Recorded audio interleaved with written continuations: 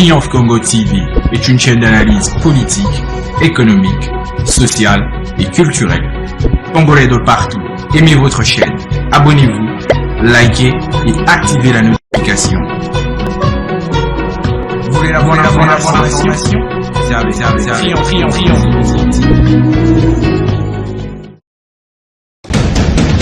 La République démocratique du Congo, c'est le plus grand pays d'Afrique centrale. Un territoire équivalent à plus de 4 fois celui de la France métropolitaine. Eh bien, chers aimables téléspectateurs de Triomphe Congo Télévision, chose promise, chose faite, nous vous l'avons promis, de rencontrer monsieur le bourgmestre de la commune Katouba, Joël Mutangala, parce que, comme vous le savez, dans cette commune, ça ne va pas. Le problème, il y a des coups bas, selon toujours ces bourgmestres, il y a des conciliabiles, le consort. Ici, nous allons faire l'analyse de toute cette situation pour connaître réellement où est la vérité et la vérité se trouve de quel côté. Il y a d'un côté le bureau du conseil communal qui accuse le bourgmestre Joël Mutangala et de l'autre côté, vous avez aussi le bourgmestre adjoint qui continue à taper sur la tête du bourgmestre en disant que non, ça ne va pas, la gestion n'est pas orthodoxe.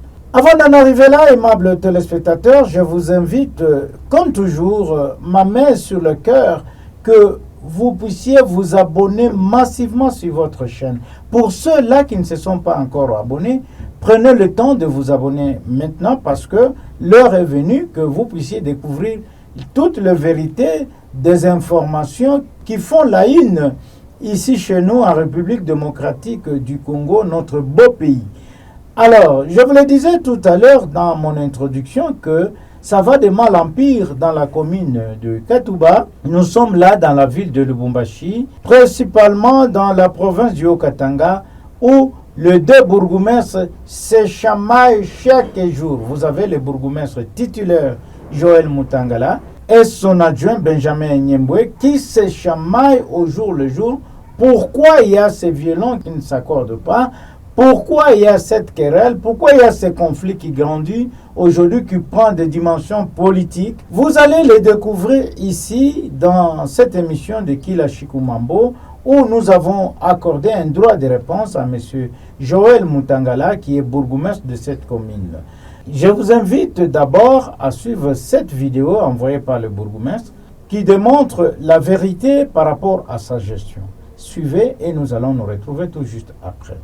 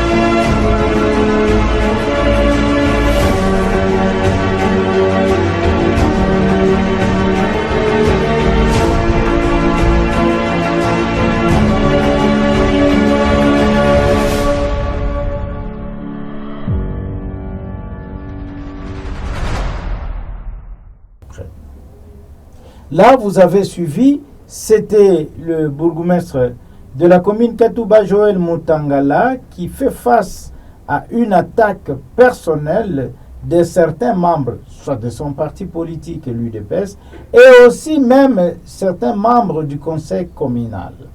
Alors, le bourgmestre a tenu à vous dire la vérité à travers cette émission d'Écrit Info Kila Chikumambo, où le bourgmestre Joël Mutangala est l'invité. Nous l'avons accordé un droit de réponse par rapport à toutes ces accusations. Suivez et nous allons nous retrouver tout juste après. Monsieur le bourgmestre Joël Mutangala, bonjour. Bonjour, monsieur le journaliste. Monsieur le bourgmestre, dites-nous, qu'est-ce qui se passe concrètement dans votre commune? Bon, moi aussi je suis surpris, puisque avec les déclarations de mon adjoint, j'ai compris qu'il y a une cabale montée. Pourquoi je l'ai dit? Puisque s'il m'accuse, moi, de malversation financière, j'essaie d'abord de lui répondre comme ceci, que la commune Katouba, où lui il est aussi comme bourgmestre adjoint, la commune n'a pas de rétrocession. Ça fait bientôt une année que nous n'avons pas eu de rétrocession nationale. Les rétrocessions provinciales, n'en parlons pas, elles sont inexistantes. La caisse de péréquation, qui devrait ne fût-ce que équilibrer, pondérer les communes qui ne sont pas impactées, a été supprimée. Maintenant, dans ces conditions, posons-nous la question comment est-ce que nous allons exister en tant que commune. Mais moi je me rappelle toutes les fois qu'il y a rétrocession, surtout la rétrocession nationale, tout cet argent est réservé à la paix. La preuve est là et que avec la dernière rétrocession, mais lui le bourgmestre adjoint a eu son argent, s'il a touché son argent et toutes les preuves sont à la comptabilité. Quand bien même il n'y a pas de rétrocession, mais je n'ai pas comme un diable dans un bénitier dans ces conditions-là pour faire quelque chose. Malgré le manque de rétrocession, mais il a eu 3 millions de francs. 2 fois, la dernière fois c'était au mois de mars, et il vient d'avoir 2 millions de francs au mois d'août ici. Moi je me pose la question, si quelqu'un, malgré nos difficultés, puisque quand je parle, j'ai tous les papiers avec moi, je vais devoir vous les envoyer, et je crois que vous aurez la sincérité de les faire voir à tout le monde.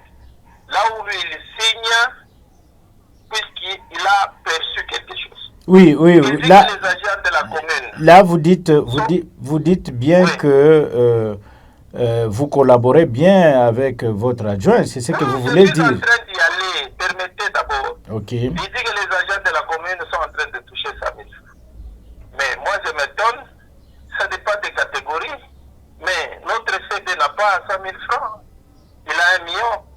Le comptable à 900 000, les mandataires à 800 000, les secrétaires à 700 000, les RP à 450 000, mais jusqu'à l'encodeur, l'informaticien qui a 250 000.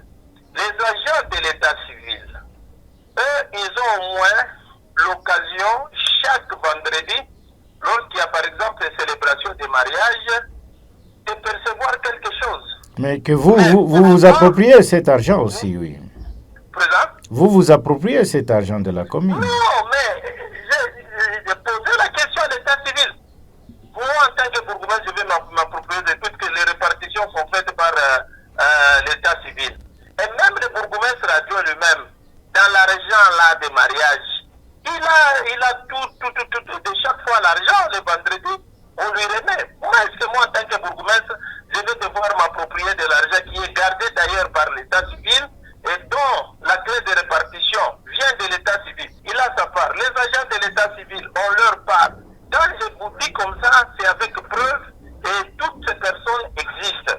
Est-ce que, monsieur Benjamin Niembo, pensez-vous qu'il a tort de réclamer ce droit? Non, mais qu'est-ce qui s'appelle le droit? Parce que vous concentrez tout. Dans les mêmes conditions. Vous concentrez tout, monsieur le bourgmestre. Je vous ai dit qu'il a touché cette année au moins 3 fois. Comme moi aussi, j'ai touché seulement 3 fois. Je lui ai remis 3 millions. C'était au mois de février. Je lui ai remis 3 millions. C'était au mois de mars. Je lui ai remis 2 millions. C'était au mois d'août. Comment est-ce que les choses viennent par à coup comme ça? Tout simplement parce que notre commune n'a pas d'argent. Pour réunir quelque chose afin de servir, comme je vous ai dit là, les gens, il faut passer 2-3 mois pour quand même rassembler quelque chose. Je ne suis pas la seule commune ici dans la ville de Lubumbashi qui souffre de cela. Allez dans des communes qui ne sont pas impactées, c'est le même rythme. Il n'y a aucune commune qui paye chaque mois. Il n'y a aucune commune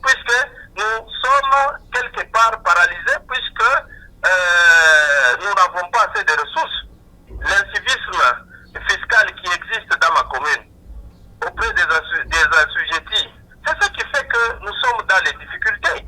Côté pays, je confirme, chaque fois qu'il y a des rétrocessions, on a toujours remis l'argent qu'il faut à tout le monde. Et c'est toute la commune qui est servie. Et alors, S'il n'y a pas de rétrocession, avec l'argent des taxes, dès que nous rassemblons, nous regardons le personnel essentiel et nous lui remettons ce qu'il faut. Et lui, le bourgmestre, il ne sait pas me dire que dans l'argent qu'il a eu là, c'était l'argent de rétrocession. C'était l'argent que nous avons glané, récolté dans la commune et qui a servi à ce que nous puissions lui remettre 3 millions et puis 2 millions. Papa, on pourrait mettre 1 million au mois d'août ici. Nous sommes au mois d'octobre. Nous sommes en train de nous battre sur le terrain. Et vous commencez à raconter, puisque j'ai entendu quelque part dans la vidéo, il parlait de 2 ans. Ce sont des allégations mensongères. Puisque 2 ans, alors comment est-ce que les gens peuvent vivre dans la commune? Alors que lui là, il n'y a pas longtemps, je vais vous donner les documents. Au mois d'août, il a signé pour 2 millions. Au mois de février, il avait signé pour 3 millions. Au mois de mars, il avait signé pour 3 millions. Nous sommes seulement en difficulté. C'est une commune urbano-rurale et qui n'a pas assez de ressources. Oui, maintenant, qu'est-ce qui a fait qu'aujourd'hui les vases soient débordés? Qu'est-ce qui est à la base de vos ententes? Je vous ai parlé d'une cabale et c'est un coup qu'on cherche à porter contre l'IDPS. Puisque moi, je suis bourgmestre de l'IDPS, nous savons ce qui se passe ici. On est en train quelque part de combattre le parti. Mais moi, je vais encore dire ceci. Récemment, là, vendredi, celui qui venait de célébrer le mariage, ce n'était pas moi. Quand vous célébrez le mariage, ce n'est pas une attribution. Et vous pouvez célébrer les mariages dans lesquels vous ne bénéficiez rien. Non, qu'on soit quand même sincère, qu'on soit chrétien, il connaît bien sa clé de répartition, que ce soit moi qui célèbre, que ce soit lui qui célèbre. Il y a une clé de répartition qui existe à l'état civil et où lui, il bénéficie. Oui, mais il y a les membres du conseil de la commune de Katouba qui demandent votre départ, à la tête de cette commune parce que vous ne respectez pas la vision du chef de l'État. Vous n'êtes pas là pour conduire la population à la vision du chef de l'État. Que dites-vous par rapport à ça? Non, mais moi je regrette si le conseil est manipulé jusqu'à ce niveau-là, puisque le même conseil là-bas, il n'y a pas longtemps, nous étions en harmonie. Le problème du conseil, c'est quoi? C'est le conseil nous exige l'argent, alors que nous n'avons pas d'argent. Je crois qu'il y a les télégrammes du PPM qui étaient sortis. Ces télégrammes parlent de rétrocession uniquement, de rétrocession au conseil, uniquement lorsqu'il s'agit de rétrocession nationale et rétrocession provinciale. Mais lorsqu'il s'agit des taxes locales, le télégramme n'a pas dit qu'on doit rétrocéder au conseil. C'est l'argent pour fonctionner avec. Le fonctionnement, je vous ai parlé. Il y a des petites primes que nous nous accordons dans la commune et dont mon adjoint aussi est bénéficiaire. Et je vous ai dit que j'ai des documents. Donc le conseil cherche seulement à s'engouffrer. C'est une complicité qui existe entre le conseil et l'adjoint pour demander mon départ. Mais moi, je crois que c'est le chef de l'État qui m'a mis à la tête de cette commune-là. Et il n'y a que lui seul qui peut décider quand est-ce que je partirai. Mais s'il y a des coups bas, montés, puisque bon, qu'on se le dise, lui, mon adjoint, puisque je ne voudrais pas politiser l'affaire, mais si, par exemple, hors micro, je vais vous dire qui est derrière tout ça. Moi, je ne préfère pas abonder les problèmes dans ce sens-là. Moi, je vous dis ce que j'ai comme preuve. Le conseil là, mais qu'il puisse me dire quel est ce jour-là où il y a eu rétrocession, soit nationale ou bien provinciale, et moi, je n'ai pas rétrocédé leur dû. Qu'ils me disent ça. Mais oui. Si c'est vouloir chercher le pouls dans la tête d'un chauve, là, c'est peut-être notre agenda que le conseil a. Mais moi, je mets quiconque à défi d'aller même à la comptabilité, de vérifier tout ce qui se fait. Je ne le fais pas seul.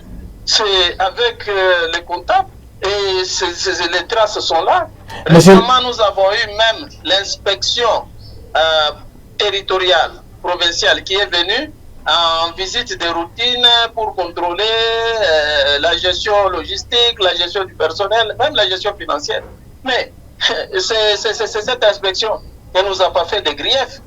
Alors que c'est en fait l'organe spécialisé, s'il y avait des choses qui ne marchaient pas, de nous faire des griefs. Est-ce que vous, en tant que bourgmestre titulaire, trouvez-vous normal lorsque votre adjoint veut vous voir pour une concertation, il doit d'abord demander l'audience, passer par votre secrétariat et on le fait traîner, tout ça. Est-ce que c'est normal ça? Sur ce point-là, moi en tant que bourgmestre, je traite des dossiers tous les jours et des fois des dossiers très sensibles. Mais mon adjoint, quand il entre dans mon bureau, vous pouvez même demander à mon protocole, vous pouvez même demander au protocole de la commune. Il commence par choter ma porte. Et quand il entre, même s'il vous trouve avec quelqu'un en train de traiter un dossier, même s'il vous trouve en pleine réunion, il préfère interrompre. Et il préfère, lui, me parler comme un enfant. Et quand il me parle, c'est en me doigtant. Non, j'en ai quand même marre. J'en ai marre. Je suis quand même quelque part responsable. Hein? Père d'une famille. Même si l'on veut bien me rencontrer, lui c'est mon adjoint. Ce n'est pas la première fois qu'il entre dans mon bureau. Il vient toujours, nous échangeons. Mais la façon d'entrer ces derniers temps, la façon d'entrer, papa, même si je suis là, lui c'est mon adjoint, a-t-il le droit de pousser ma porte? A-t-il le droit de pousser ma protocole? Ça fait 2-3 fois qu'il pousse ma protocole comme ça, qu'il gronde même le protocole de la commune. Hein? Donc là, c'est la terreur. Alors bon, personnellement, il y a des dossiers sensibles. C'est moi le bourgmestre. Ça peut être des dossiers sécuritaires. Et quand j'estime que c'est pour la sécurité et que je dois parler, par exemple, avec les services spécialisés, mais pour autant, il faut m'interrompre pour venir me parler des choses qui ne cadrent pas avec notre entretien. Non, moi je trouve que ça n'est de trop. Oui. Surtout, je pense qu'il y a des vices, il y a des adjoints. Ils demandent quand même avant de rencontrer leur chef, même au téléphone, il peut appeler, je peux vous voir. Si je dis que je suis dispo, il vient. Si je dis que je ne suis pas dispo, je suis en train de traiter un dossier patienté. Où est les mains? Oui, monsieur. Une petite patience qu'on vous demande là, ça devient un péché. Il faut venir pousser la porte de votre titulaire et vous imposer. Vous entrez même dans son bureau avec un téléphone en train de filmer pour publier. Là, il y a un guissoroche, il y a un agenda. Voilà, monsieur le bourgmestre, peut-être que vous avez autre chose à ajouter que nous n'avons pas abordé dans cet entretien, lesquels vous voulez vous-même mettre ça au profit du public. Ah bon, en fait, sur ma commune, d'abord, je vous ai parlé. Peut-être il y a quelque chose sur lequel vous n'avez pas insisté. C'est cette histoire des activités qu'on crée dans la commune. Oui, là où vous avez créé même des morgues. Oui, nous faisons les autorisations temporaires. Je ne suis pas la seule commune. Il y a la commune Kenya qui s'est développée comme ça. Si vous allez dans la commune Kenya, on parle aujourd'hui d'une commune commerciale. Pourquoi? Puisque autour d'abord de l'enceinte communale, il y a les activités. Au sein même de l'enceinte communale, il y a même un marché. Et partout, dans toutes les avenues, il y a les activités. Et aujourd'hui, la commune Kenya survient quand même à quoi? À ce besoin. Mais maintenant, moi personnellement, j'ai trouvé une commune exsangue, une commune vraiment urbano-rurale. Bon, je me décide, je dis, je dois clôturer l'enceinte communale. Nous n'avons pas de moyens. Qu'est-ce que nous faisons? Nous avons fait appel à des particuliers. Ils mettent leurs petites activités le long de l'avenue Tanganyika, mais dans les murs mitoyens, donc plutôt les murs de derrière, nous servent carrément de clôture. Et nous les avons alignés comme ça. Et l'argent, vous faites seul. C'est à la comptabilité, papa. Écoutez, la commune n'est pas ma poche. Là, quand même on veut faire une autorisation temporaire, on passe par la comptabilité. C'est le comptable qui perçoit l'argent. C'est le comptable qui établit les reçus. Et moi, je ne suis coordonnateur des recettes et des dépenses. Lorsqu'il y a une dépense, c'est à ce moment-là que je fais appel au comptable et je lui dis qu'il y a telle dépense. Et lui, il regarde s'il a l'argent et si nous allons surmonter cette dépense là-bas. Et à ce moment-là, nous agissons. Ce n'est pas que c'est sans trace. Il y a des traces pour ça. Et d'ailleurs, pour ce dossier, pour votre gouverne, Je sais vous dire que, puisque tellement que lui, toujours avec de fausses accusations là-bas, un jour, l'année provinciale, nous avait interpellé, moi et le bourgmestre de la commune Kenya, pour s'enquérir effectivement de ce qui s'est passé. Moi et le bourgmestre de la commune Kenya, nous avions montré sur quelle base nous étions en train d'agir. D'abord, c'est dans la loi. Le bourgmestre peut donner les autorisations temporaires. Et c'est ce que nous sommes en train de donner pour permettre aux particuliers de créer leurs petites activités, mais dans l'ordre quand même. Et effectivement, ces activités-là nous aident puisqu'elles contribuent, n'est-ce pas, à la caisse de la commune, contribuent, n'est-ce pas, à ce que nous puissions rentabiliser, c'est-à-dire faire en sorte que nous puissions quand même avoir quelque chose pour fonctionner, puisque la commune, c'est des dépenses tous les jours. Où est-ce que j'aurai l'argent? Mais on me reconnaît comme manager. C'est moi qui ordonne les recettes. C'est moi qui ordonne aussi les dépenses. Mais je dois réfléchir. Je dois créer pour ma commune. Mais quand les autres créent pour leur commune, ça ne fait pas de désordre. Mais dans ma commune, même un petit geste en faveur de la commune, il y a toujours des gens qui sont derrière pour raconter, pour dire n'importe quoi. Non, ce n'est pas comme ça. Et même pour terminer, puisque j'ai entendu aussi cette histoire de marché vélo et consorts. Même lui, l'adjoint là, ne sait pas, il sait délibérément bien qu'il y a un groupe, c'est le groupe SIL, qui veut bien prendre cet espace-là. Et nous avions trouvé ces dossiers. Ce groupe est venu même avec des documents cadastraux, mais seulement ces documents-là se contredisaient. C'est ainsi que j'ai refusé, j'ai dit, vous ne pouvez pas prendre une terre de l'État pour votre intérêt.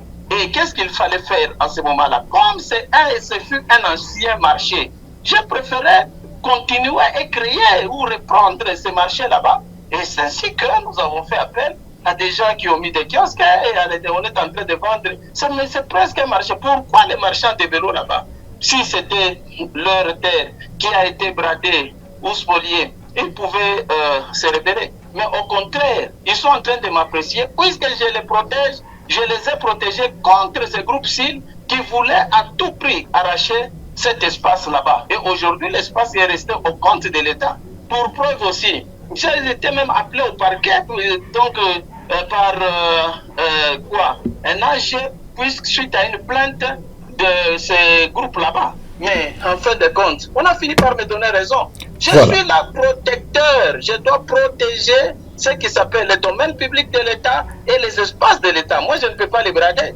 Nonobstant tous ceux-là qui parlent, s'ils parlent, qu'ils m'amènent des preuves. Mais moi, je parle au moins avec des preuves. C'est ça.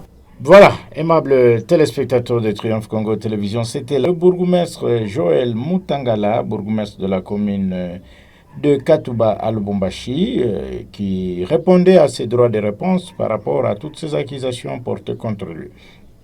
Monsieur le bourgmestre Joël Mutangala, Triomphe Congo Télévision vous dit merci. Merci beaucoup, monsieur le journaliste.